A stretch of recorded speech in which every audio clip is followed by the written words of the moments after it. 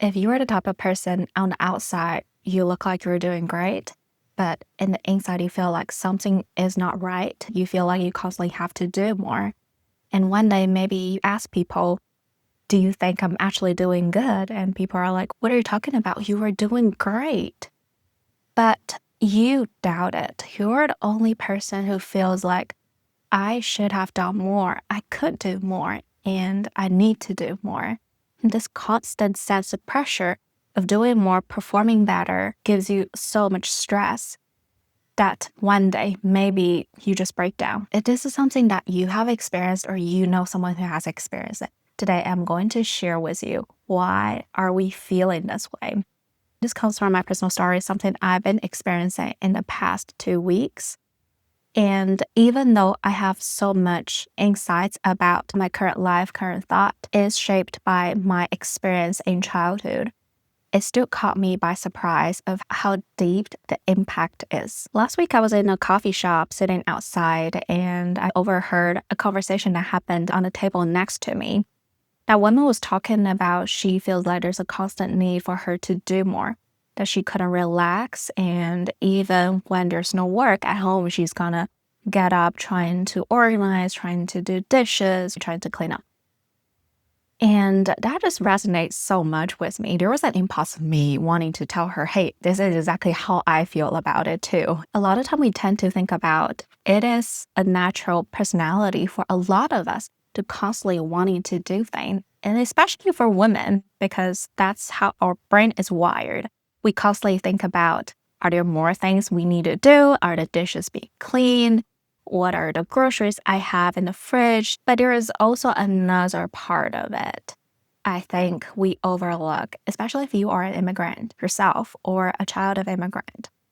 This is a part that's called overachiever. Recently, I found out I got burned out from my job listening to the deepest sorrow in the world and helping those people who are very underserved and very marginalized, a lot of time difficult to survive. Being a therapist and serving this population has been really hard. So I decided to take days off and give myself some break. But when I look back, even during my days off, I was still constantly doing work on my private practice, my workshop, my YouTube video, or meal prepping next week. We need to put those things that we don't use on Facebook Market so that we can sell them. We need to call this parent, call that parent to check in and see if everyone was doing okay. The rest doesn't feel like rest, and when I got back to work, things actually got worse. And then I watched a video on YouTube talking about burnout. That helped me to take a really hard look at how I've been treating myself and how I've been relating to work. And I think my experience is a very common experience for immigrants or children of immigrants. There is the pressure to perform. There is the pressure to overachieve. Even if you are doing everything fine, even if your parents stop telling you that you need to do more, internally still there's a voice telling you, hey, I think you need to do more. And when you trace back that voice, you can realize that voice comes really, really early on. I remember when I was 18, my parents paid for my full tuition and financially supported me moving from China to the US, going to college. As someone who's 18, able to live abroad and receive a very good education, that is something very precious. That's a very privileged part of me. At 18, I realized everything I have now, the campus I'm in, the bed I'm sleeping on, the professors being so kind, the knowledge I can learn that's like cutting edge science, all of them coming from my parents' hard work. And my dad didn't got all the money overnight. He worked really hard and he started as the oldest son in a farmer's family. Everyone was really poor and he was the only one and the first one who was able to get into college. He talked about eating rice and bok choy all year around. So thinking about the life that my dad lived when he was a kid, that is a very extravagant life compared to the life he had. And there's a natural sense of I am indebted to him, especially in Asian culture. There is an added sense of being grateful for your parents. There's a Chinese saying, 身体发肤受之父母, which means your body, your skin, your hair, all of these are from your parents. So you need to be grateful for that. That sense of feeling I own them something drives me to achieve, drives me to meet their expectation. At that time, what I wanted to achieve aligned with what they want me to be. I told them I want to be a doctor. And you all know about all these classic professions and that immigrant family kids need to have: lawyer, doctor, engineer. It is basically the same when you are not from an immigrant family, but you were being sent abroad as the first one who set foot in as a country. My parents are at home. They don't have that huge of an impact to me in terms of they cannot tell me what to do. They cannot drag me to places. I don't see them often, only during holiday season when I travel back home, or even less than that. However, the emotional impact is still huge, and it becomes more when you don't see them constantly. And there's also the clash of Eastern culture and Western culture. When you are a young adult moving to another country, receive a Western education, the Western philosophy, focusing on freedom, focusing on independence, focusing on follow your passion, is very different from what you learn in the Eastern culture.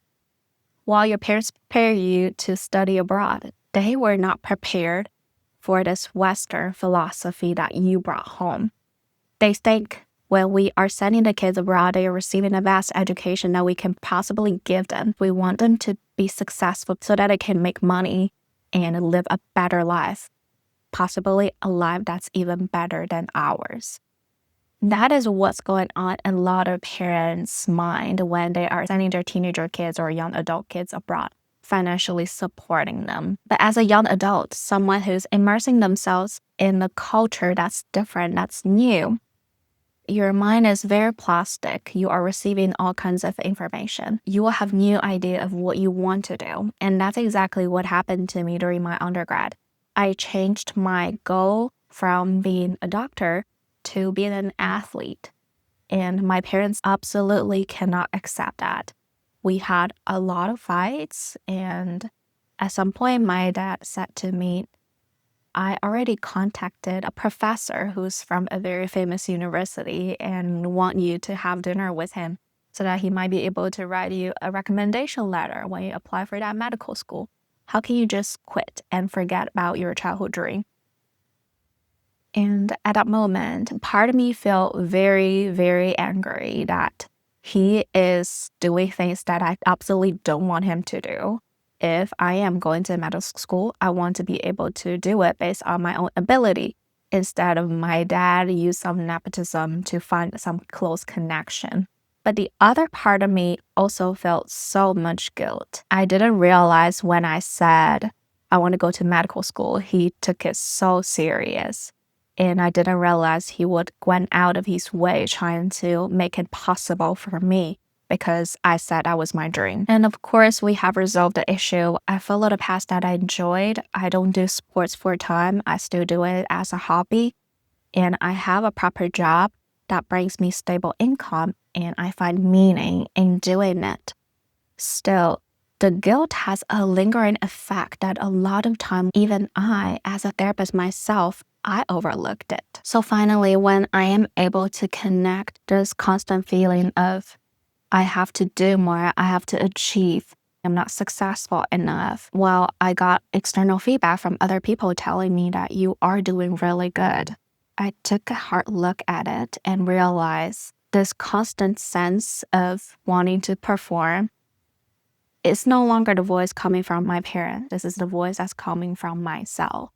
And I've learned it from my parents. Almost all my life, my dad has something that he's not happy about in terms of how I am doing.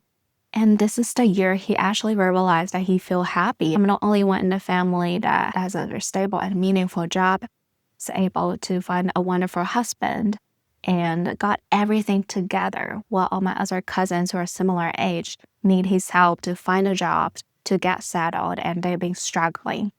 He said he finally realized the people he compared me to was not how he thought they were, that I am actually doing much better than most of them, or even all of them.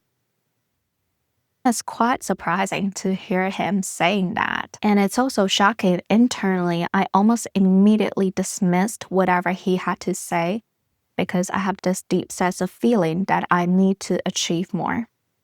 So where does that I need to achieve more come from? When there's no longer the external pressure for you to perform, there's something that has changed and no longer reached the equilibrium.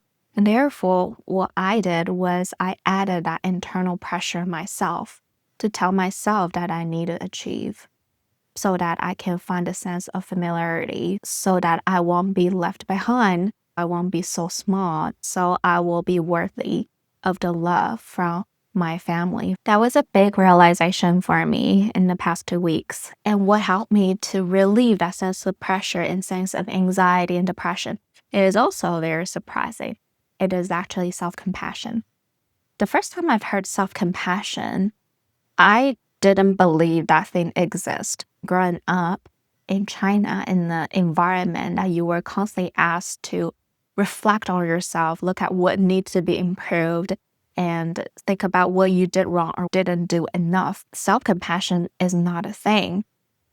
Even when they translate the word self-compassion into Chinese, it turned to something that's very weird that I've never heard of.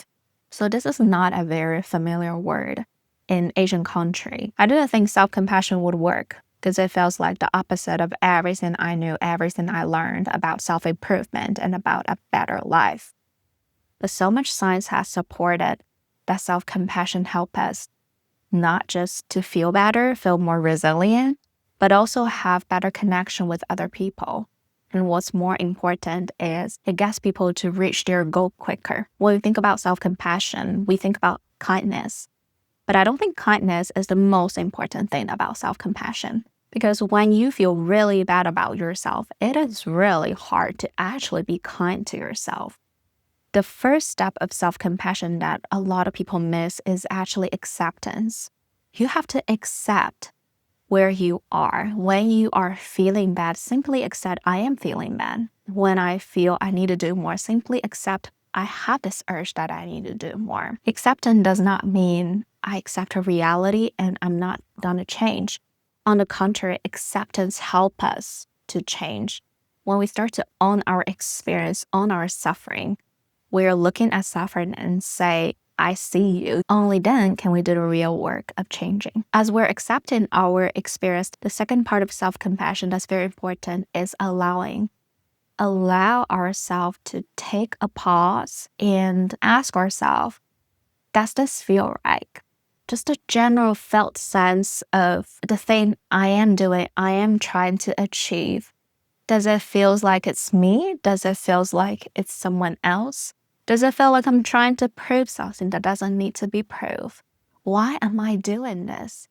Am I doing this for my happiness? If so, am I happy right now? We allow ourselves to take a break instead of rushing, thinking about that is the destiny we want to be, and then get to the point of burnout.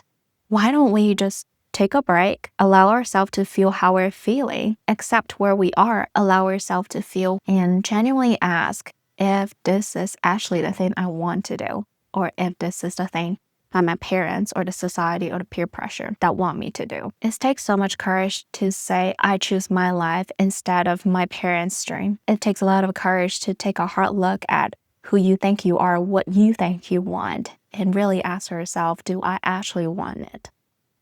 And a very good question I ask is, if we were to die tomorrow, before we die, when we look back at the past 24 hours, would you say, I'm so glad that I did what I wanted to do and I enjoyed every piece of it? Or would you say, I wish I lived my life in a different way? And that is your own intuition. That is your own wisdom of how you want to approach life. I hope you enjoyed this video. If you're new to this channel, please subscribe, leave a comment, and tell me what do you think is the biggest difficulty being an immigrant or child of an immigrant. Your support will help me to make more videos like this and help more people like you who want to know how to build a meaningful life and resolve their generational trauma.